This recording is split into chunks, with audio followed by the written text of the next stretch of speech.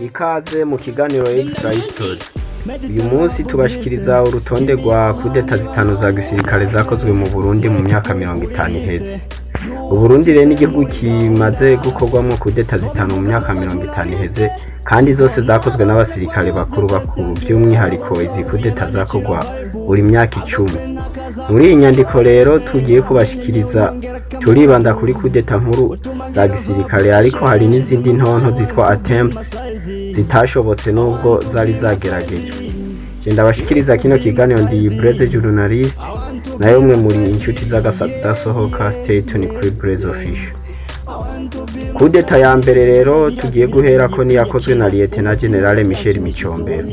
Kudeta ya mbere yakozwe na Colonel Michel Micombero mu mwaka wa 1966 ahirika umwami Ntare wa gatanu. Michel Micombero yari ministre w'intebe canke ministre wa mbere w'u Burundi nyuma yo kwikukira. Agirika umwami Ntare wa gatanu canke Ndizeye Charles, Micombero yishe abantu hafi bose batavuga rumwe n'ubutegetsi bwiwe, cyane cyane abari bashigikiye ingoma ya cami n'abifuza demokrasi nyayo.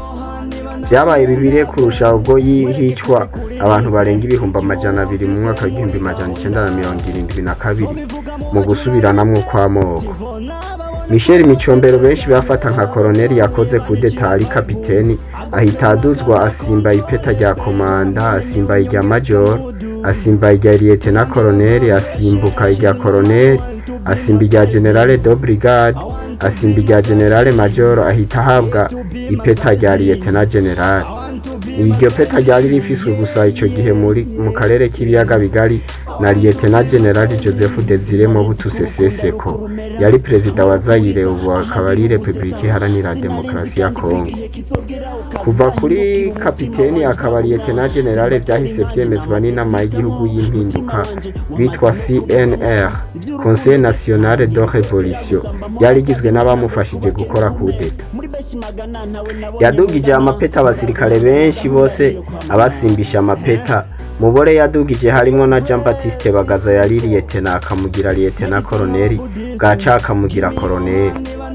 Lieutenant General Micombero yazamuye kandi Major Thomas Ndabemeye amugira General Major. Yahise atangura kwiga nawe uburyo rero azohirika ubutegetsi. Kudeta ya kabiri yakozwe na Jean Baptiste Bagaza. Nyuma y'imyaka 10 mu mwaka wa 1976, President General Michel Micombero yakorewe kudeta na Colonel Jean Baptiste Bagaza yari yungirije umugaba w'ingabo. Hari ku itariki ya mbere ndamukiza mu 1976, Bagaza ikora vuba na bwango atanguranwa na General Major Thomas Ndabemeye yari umugaba w'ingabo z'u Burundi, kuko we yari yarigeze imbere y'iciyumviro cyo guhirika ubutegetsi bwa Micombero akakigeza kuri Bagaza amugisha inama, ariko ubundi amubwira ko azomuha inyishu nyuma yo kuvyiga ko neza. Mu gihe rero cyo kuvyiga ko Bagaza yaravyirangirije, anafungira i Bururi uyu mugabo w'ingabo General Major Ndabemeye ngo atazamuvangira. Mu gihe ciwere impunzi nyinshi zari zarahunze ubwicanyi bwo mu 2022 zaratashe, ariko rimwe mu makosa yakoze akomeye Colonel Bagaza yakoze rikamuteza ingorane, naho yagiranye amakimbirane na Kiliziya Katolika akayibuza gukorera mu bwisanzure, nayo yacimufatira ibihano bituma ahatera ibaba. Mu gihe ciwe Colonel Jean Baptiste Bagaza yirinze kuduza abasirikare mu mapeta, ndetse akuraho ipeta rya generale kuko nta musirikare n'umwe yipfuza ko amurusha kwambara inyenyeri.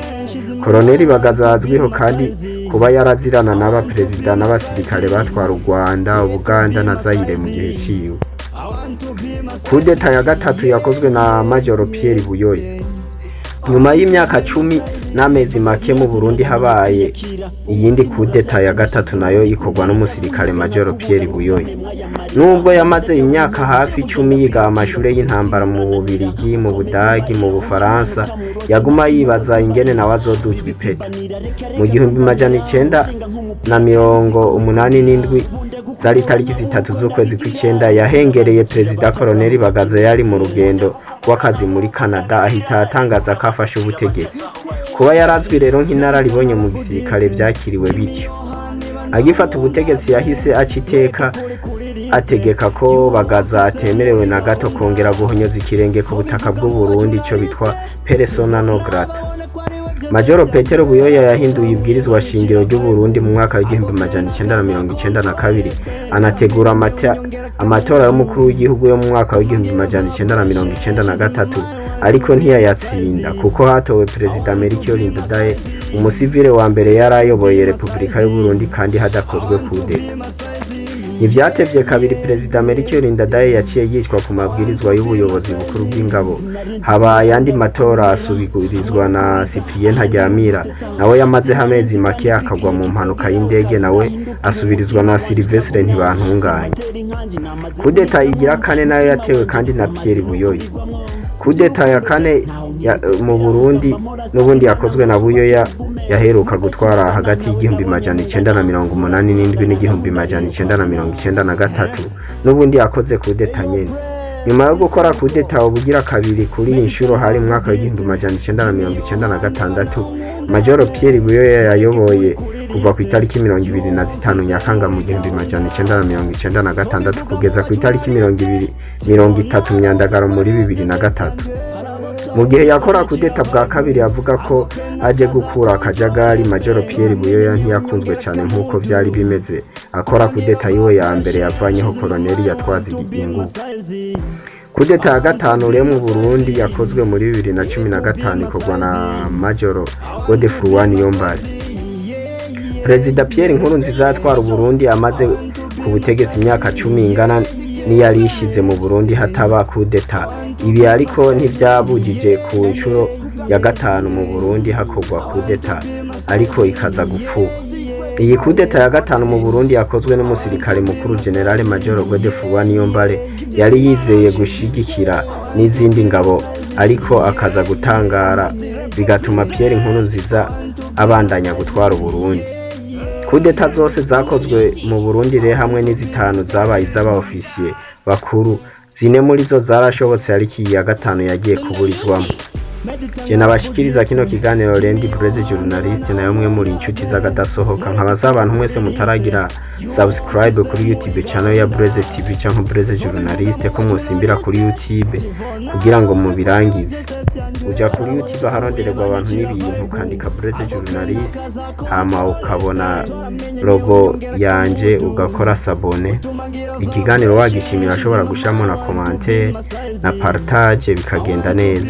Ikindi twabibutsa nuko nawe amu observer abroad ku mbuga zose hose wandika Blaise journalist hama ukagenda umbona ya stay tuned kuri Blaise official. Birananiye kwiyakira umutima uravyansunyishuza uwo nikundira ndaguhiga nkakubura ngumva nemwa yamarira harabadata buri impamvu je bugenda kwirukira umutima urananira ukomeza umbarira ngujya mwana utamurose nta kintu wozumbarira bibi kwibanira reka kumbanira uncenga nk'umupira kandi uziko nkwikundira ubunde gukumbura nkabura uko ndabigira regura bandutira batazaho bakinira be ubunde gukumbura nkabura uko ndabigira regura bandutira batazaho bakinira be.